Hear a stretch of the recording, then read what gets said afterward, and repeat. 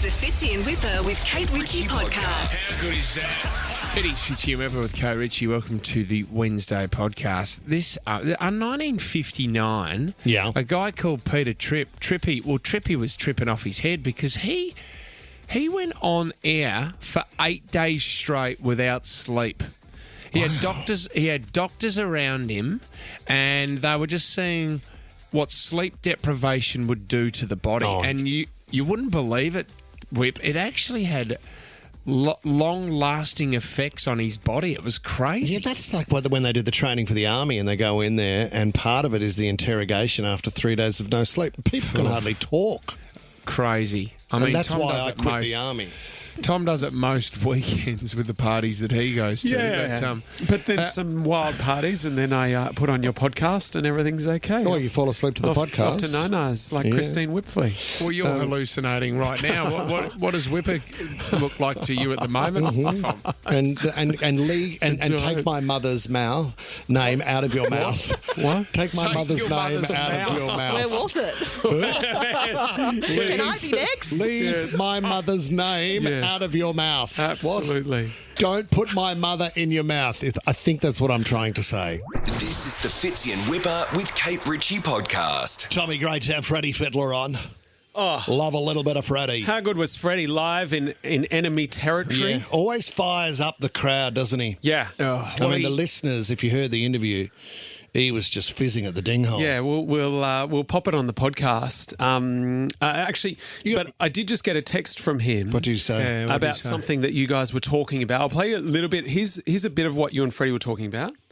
Brian To'ot's pre-game meal. We cannot get over this. That's got to be wrong, doesn't it? He's an odd bloke. If he keeps eating and drinking like that, there's going to be a problem somewhere in the future. So Brian To'o's game day breakfast is 2 bacon and egg rolls. Yeah. He'd be smashing it right now, Tommy. He'd be eating this right now. It's 8 o'clock. Yeah, right at this very moment, Fitzy. So it's 2 bacon and egg rolls, a bowl of chips, 6 Coke Zeros, and a caramel latte. Right. And we thought, who better to do our plate of origin than Mr. Michael Wippa Whipfley? Yes! Can he polish it off before 9 o'clock this morning? Oh, my God. Great idea! In comes the food. Really good. So there, Whip. I think there might be bacon and egg burgers. There might be, yeah. You've got 6 Coke Zeros. And they're Coke name cans too. So I got Bay, Pop, I got Boo. You've got the bowl of chips. Yeah. You've got the caramel latte, and you've got, 57 minutes to polish it all off. To be honest, it doesn't look too bad. Like, this doesn't look out of the question. Does anyone else think they could eat this? Michael To'o, let's do this. Oh, my God, I've got a big game tonight. Here we go. So, this is my origin challenge. Yeah. Tommy, can I just say... Yeah. This is, it's not difficult for the big fella. This is not really a challenge for him. It is a dream. This is a dream. Well, I'm a bit of an older athlete. I did do Pilates yesterday for the first time. So it's great to sit down and have a cheat day, which is what I would call it. This is not going to be my regular routine. Sure. But good to have a cheat day after a big workout yesterday. How are you feeling going into the challenge? Are you going to fit it by 9? Yeah, I can't see a problem with it. Where are you going to start? What are you going to start with? Burgers. How good do the burgers look? But the burgers, you can't see it. The burgers are sitting on the bowl of chips. God, so he's already done one burger. You didn't. This is the Fitzy and Wippa with Kate Ritchie podcast. Hey, this is unbelievable because we try to do some big things on this show, but I cannot believe we haven't gone for this before. Back in 1959, there was a radio DJ by the name of Peter Tripp. Actually, would you like to hear a bit of Peter Tripp on air? He worked in New York. Here's a bit of Pete on the radio. WMGN time, 18 and a half minutes after 7 on your hits of the week. I'm Peter Tripp, and the WMGN temperature, 25 degrees. That sounds like a great show, doesn't it? Oh, my God, I would tune in. When's riddle time? So Pete tried to, he wanted to make history. So what he did, he went into Times Square, and we've done this a couple of times on George Street where we've broadcast from there. He had a glass booth, and people could watch that when Peter was going to try to break the record to go 8 days, 200 hours without any sleep. Bad idea. Bad idea. So he had doctors there and people in Times Square could come down and watch the DJ, Peter Tripp, and see how he was going. First couple of days on fire. It's amazing to think, how long can you go without sleep? Well, your body would take over, wouldn't it? Because the minute your blinks start to become a little bit longer, that feeling when you're exhausted, you feel sick. You feel physically sick because you're so tired. Yeah. So the first couple of days he was doing all right. Then by day 3, things started going wrong. This is an old documentary, but have a listen to this. By the 3rd day, Tripp's behaviour had begun to change. He was abusing everyone around him, even his barber, who he'd known for years.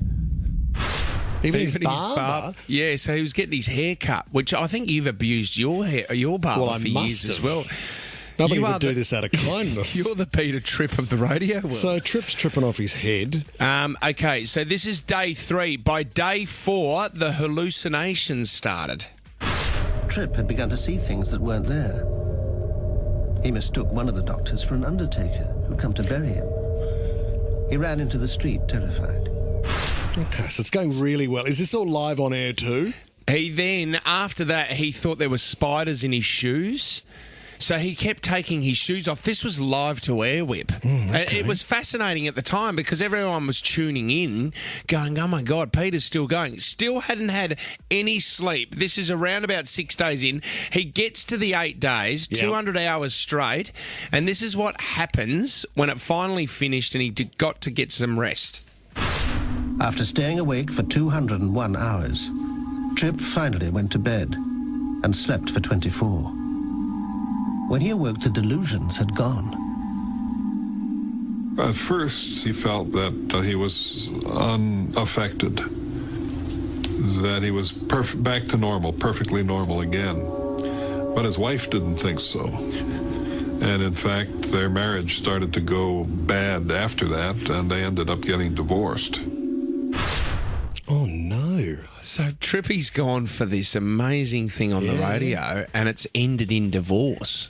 I'm just trying to drive the listenership up, guys. I had a couple of ideas that I thought were going to be great for the show. I feel like he's pre-planned this. Do you know what I mean? But then it didn't affect just his marriage. It affected the rest of him. Have a listen to this. In the months that followed, Tripp seemed unable to recover his centre of gravity. He fought with his boss and lost his job. He ended up as a salesman, drifting from town to town across America. Those that knew him well were convinced that those 8 days without sleep had left him permanently damaged. Oh my God. Peter Tripp lost his marriage, lost his job, ended up a salesman. Oh God, that's probably the worst thing. And then he had to travel all around America. And he just lost his centre of gravity. If he was at his new job and he started to tell his boss that he was tired after 8 hours work, you'd go, no, mate. I know you can do 200. It's amazing. You're a shonk. Now get back out there. But this is the thing. And sleep deprivation, oh my gosh. How bad is it? Compared to, they talk about even, drink driving is so horribly wrong, but sleep deprivation is just as bad. Yeah, they do. If you're driving a car. What is the longest? I think a Melbourne radio show, Tommy, broke the record not long ago for the longest on-air broadcast. 36 hours or something? Fifi and the team? Yeah, I think so. Give me a 36 break. hours. 36 hours. Pete went for 201 All hours, right, mate. Well, as of tomorrow... 8 days straight. We start the clock and we break 36 hours. Not everyone will be here, but Tommy, thank you, mate. If you feel like it, head for the 201. Let's up it. Yeah. 8 hours. 8 days straight. Let's go for 8 years straight. Tommy, you can do it, mate. Then become a salesman and lose your wife. This is the Fitzy and Wippa with Kate Ritchie podcast. I still love a good prank, and if you can get it onto the radio, we're more than happy to cop the prank if you've got one, or television's another one as well. What's the exercise class? Peloton. You know Peloton? How they do live classes. Live classes. The big joke is people sending in names that, The Simpsons, the prank calls on The Simpsons. Yeah. Big shout out to Rufus Leaking. It's his birthday today. Happy birthday, Rufus. The good thing in Peloton, and I've done a couple of those classes, Fitz, believe it or not, and it's quite funny to hear the instructor go, and Darren, he's turning 35 today. Happy birthday, Darren. He's tuning in from Spain. He's doing his workout this morning. So people are tuning in from all over the world. And Sandy, who's 62. Hope you're keeping up all right, Sandy. This popped up in my feed. This was at the end of last year, in December last year. But over in New Zealand, there's breakfast television over there. And they do a segment, Whip, called Today's the Day. So you send in a photo. It could be your birthday. It could be, this one's a wedding anniversary. Okay. And today's the day, you'll hear it, and it's the 30th wedding anniversary of a couple in New Zealand, and their kids have sent it in, Whip. The thing is, the photo that they've sent in is a photo of the most notorious serial killer couple in the UK. Okay. It's Fred and Rose West, where there was 10 bodies found in their garden. Have a listen to this.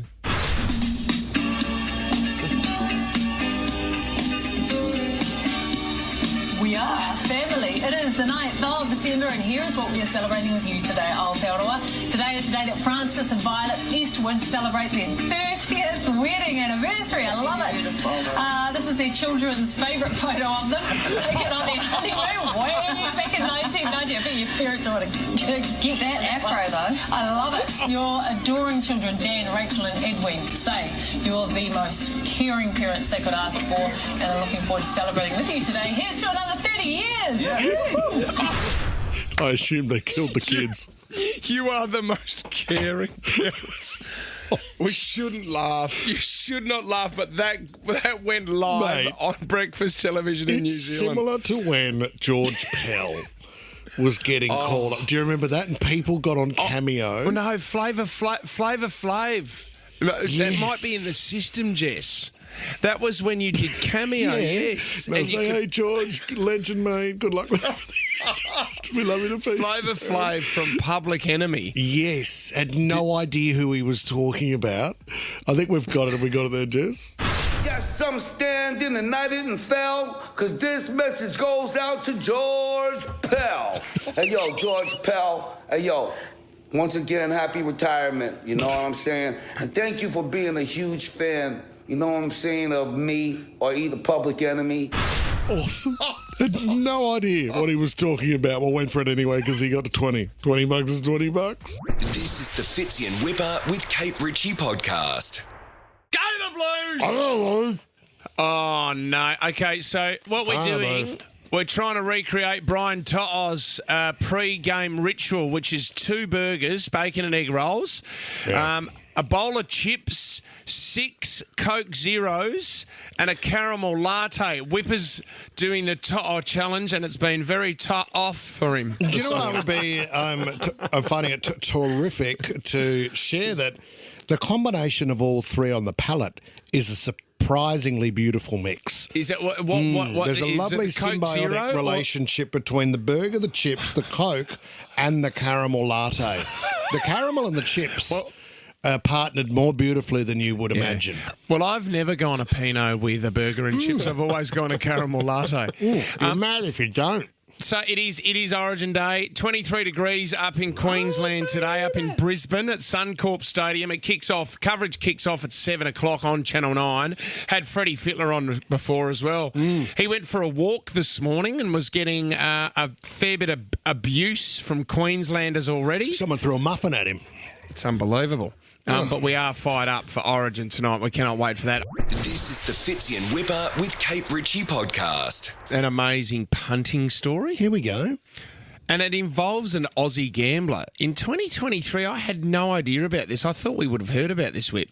But a team of international gambling whizzes sparked outrage in Texas after they scored a monster $150 million jackpot in the lotto. This is the thing, though, Whip. They bought nearly all the 25.8 million possible combinations for $1 a piece. Right, so they spent 25 million. They spent $25 million. Right. So what do they do? Kickstarter? Some sort of syndicate? Says here, after taking a lump sum payout of $92 million, the group walked away with a profit of around about $32 million. The prize had been claimed by a company by the name of Rook TX, and it involves a Tasmanian guy from Australia. David Walsh? No, yeah, well, he's. I think he's mates with the guy from Mona. Right. Is that the one that you're talking about? Yep. So the guy's name, just let me get this right.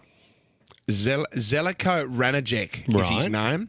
He's a Tasmanian gambling entrepreneur, and he's described as the world's biggest punter.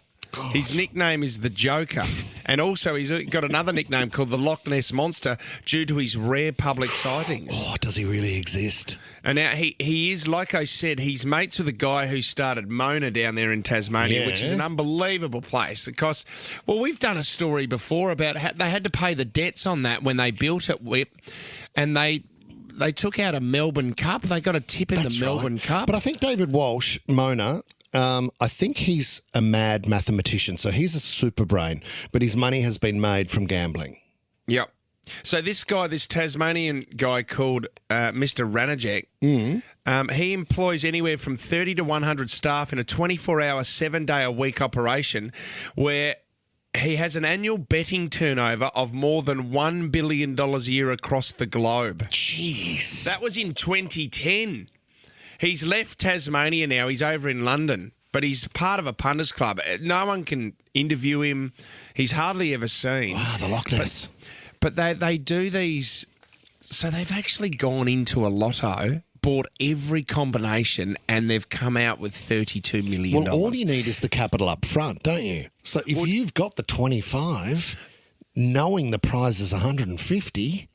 Don't you as well, don't you have to know... I would suggest it's against the terms and conditions. But it's got to be a certain combination that no one else has, Whip, for you to take out the jackpot. Yeah. Well, I suppose if you're buying enough tickets, no one else is going to have that combination. You're buying the lotto, aren't you? You're rigging it. So you can't do that. Well, no, you're allowed to. They reckon it's legal. Well, I suppose if they get their money, it doesn't matter. But see, this is the thing, though. If the numbers that are drawn, and let's say that there's 2 or 3 other people that have it, that your first division prize is going to be lower, so you will lose money. Yes, but I would also argue that there's an inside job for this to be done, because how do you stop other people entering the lotto as well and suggesting that other combinations aren't being bought elsewhere? So you just wouldn't know. So someone on the inside would have to go, okay, I'll stop the lotto being sold, or I'll allow X amount of tickets to be sold elsewhere, but I'll confirm with you, out of the 26 million tickets available, I'll confirm 25 million of them. Good luck. Do you know what the biggest concern, though, is when you do this, it's not watching the numbers come out because you already know that you've won it. It's waiting to see how much you've won in the first division prize. That's when you're all standing around as friends going, oh, come on, we've got to be the only one that's got this combination. See, the day before I would have gone shopping and done a lot of IOUs. I'll be back tomorrow. We can't lose. IOU, 25 mil. Everything's going to be fine. You can't lose. Do you know what? There was a guy I was playing golf with a while ago, and he's placing bets, right? He's on the tab and he's on Sportsbet and all these other punting platforms, and he's making $10,000 bets, $20,000 bets. And I said, how are you doing that? And he said, it's not my money. What's happened is when people have too much success on a betting platform, the betting platform won't take their bets anymore. So he said, I get 20% of the winnings, but I'm putting a bet on behalf of that guy. Yeah, but then won't he win enough money that then he gets banned from betting companies? The guy I'm talking to is one of 10 who are putting bets on for the same one guy. How do I get involved in that syndicate? Well, after 9 o'clock, there's a special podcast we're recording saying win or lose, it all. Responsibly, of course. Responsibly. Well, Tom, you had the nickname the old Loch Ness Monster due to the cubicle 3. That was completely different. Bet with your head, not your bum. That was not a myth. Bet with your bum. Yeah, and not over it. No one has taken photos of that, thank God. This is the Fitzy and Wippa with Kate Ritchie podcast. Let's talk about Emmanuel Macron. Is he the president? Oh, I love a Macron. He's not the prime minister, is he? Especially from Adriana Zumbo. Oh, yeah. Macron. Beautiful. Let's talk about what happened. Is this the follow-up from the push in the face from his wife as he was getting off a plane in Vietnam? Yeah. What's interesting is he said, come on, guys. It was just a joke. We were just having a little bit of fun. Do you know what he said? We were simply joking. Now, I'll tell you what undoes his simply joking line, which he obviously decided with his PR team that this was the best way forward. What undoes it is his reaction when he realises the door is open and that what has happened has just been seen. Now, if it was a push in the face, he would have been laughing along with whatever joke was running at the time. The fact that he's startled because he realises that it's just been witnessed by live TV all around the globe, then that's when he realises, that's when we get to see that this wasn't a joke. Can we rewind the clock as we look back into Bridget? That is his wife. And his teacher, and his school teacher that I didn't know about until you told us yesterday. So he was 15 when they met and she was the teacher. What's even more fascinating is that Bridget's daughter, Lawrence, her eldest daughter, she was in the same class as Emmanuel. Oh, so they were students together and she was the teacher. So oh my God. So then, what are the chances? So then later in life, your mum has hooked up with one of your classmates. Yeah, but it's not later in life, Fitz. The romance started at that age and they've been together. She left her husband and she had 3 kids with him to hook up with Emmanuel Macron.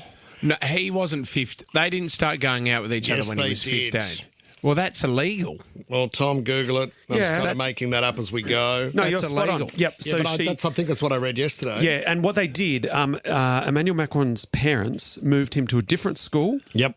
To try and break the relationship up, but he continued the relationship.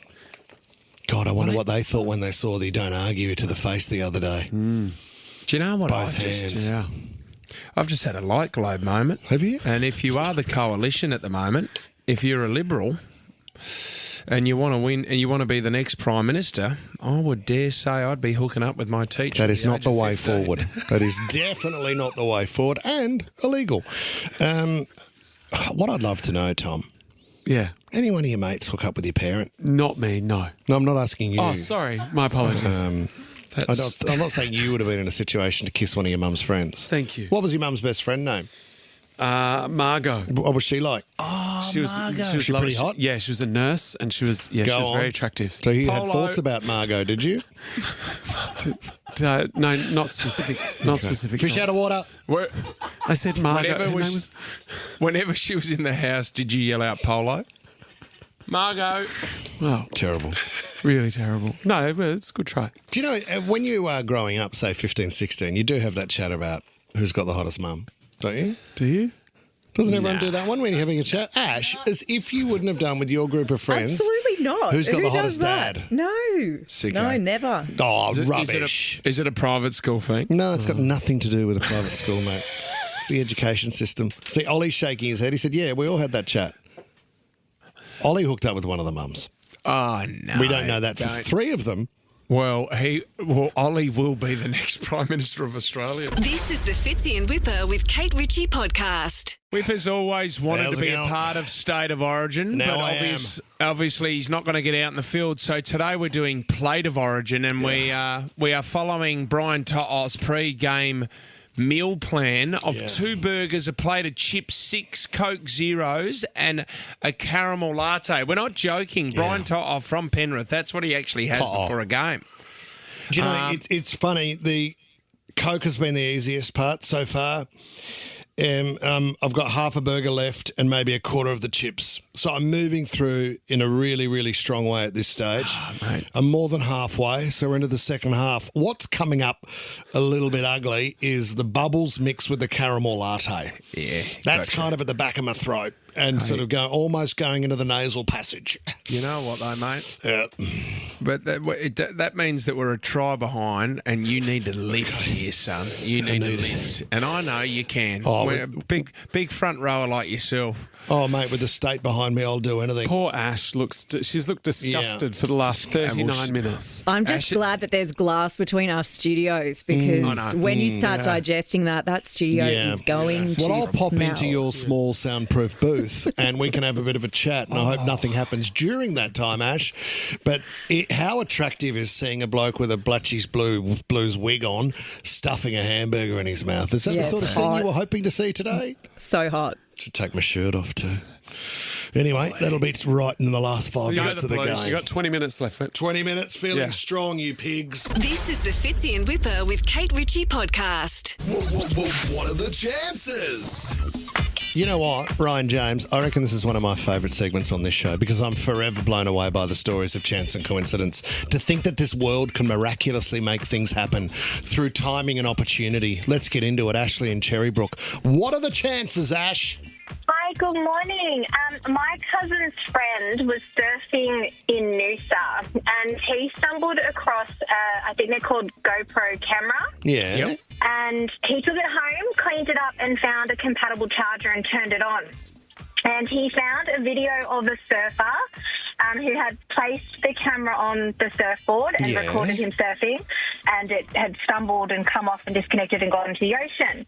So he, the person who found it, took a screenshot of the guy surfing, put it on Facebook, and a couple of weeks later he was getting all these different comments, and the owner of the camera actually came forward, claimed the camera and told the guy that it had been in the ocean for 4 weeks before finding it.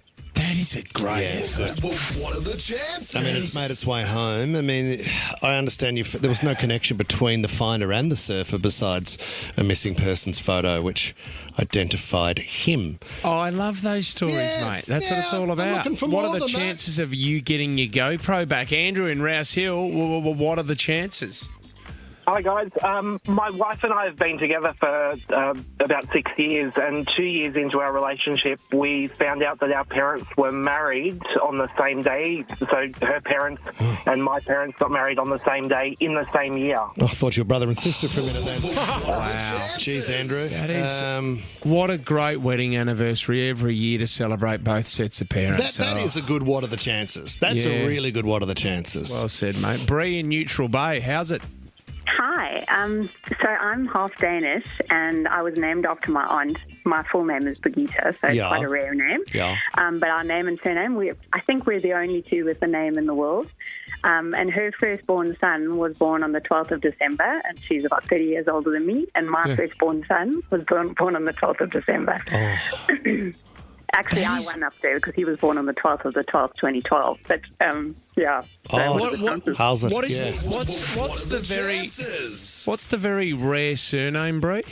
So my surname is Talma. Well, my maiden surname is Talma. So if you search, I can only find her online on any social media platform. How do you spell it, Bree? It's Telmer. Telma.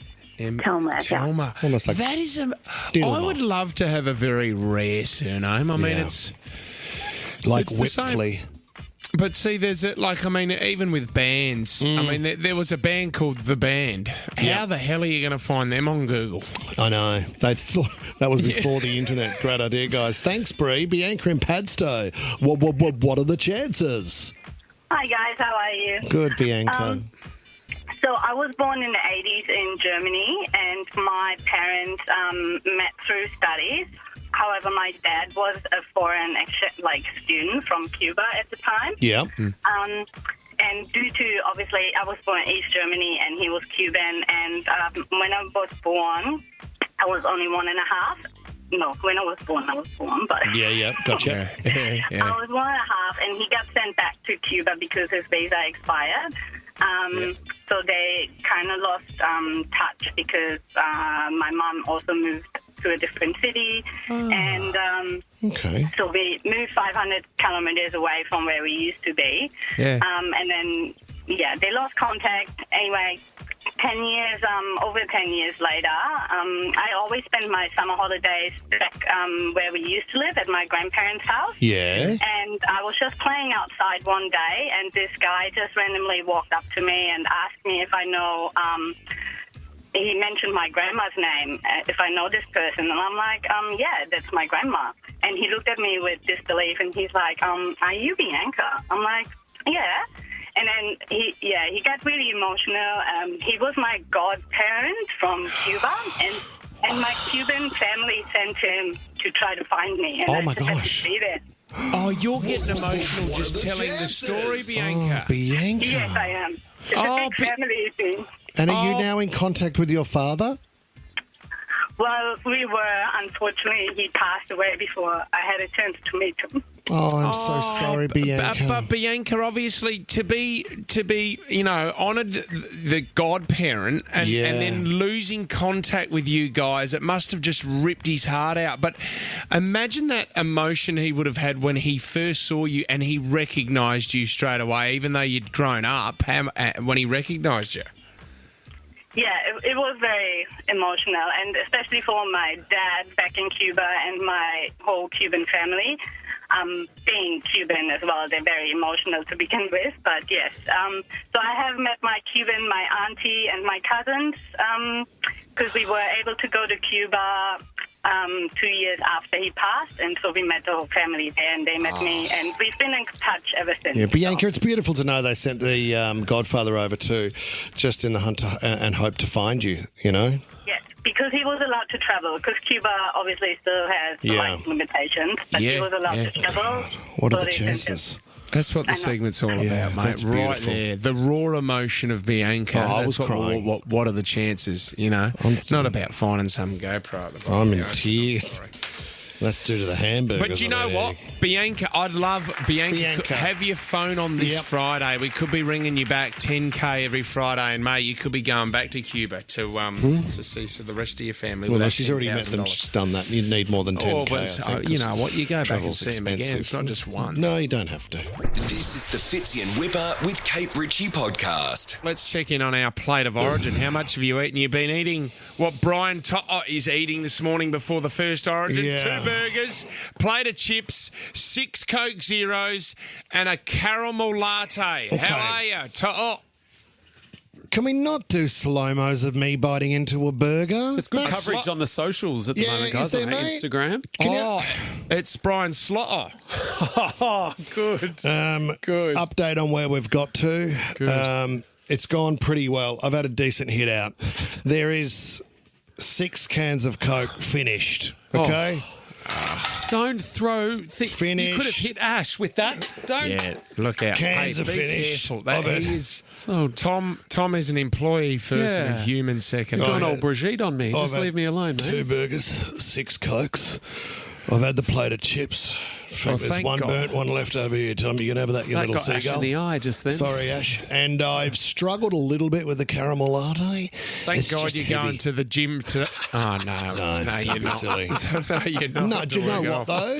To the Gime. No, you got City to Surf coming up. I think it's sort of the second weekend of Surf August. and turf. I did Pilates yesterday, right? So there's another workout coming up in August. The old City to Girth over here. You've done the City to Surf and turf one? Well, we did do that, did we? He's about the city to give birth, I would say. Clear out cubicle 3. Anyway, cheers to you piglets and go the Blues. Fitzy and Wippa with Kate Ritchie is a Nova podcast. For more great shows like this, download the Nova Player via the App Store or Google Play. The Nova Player.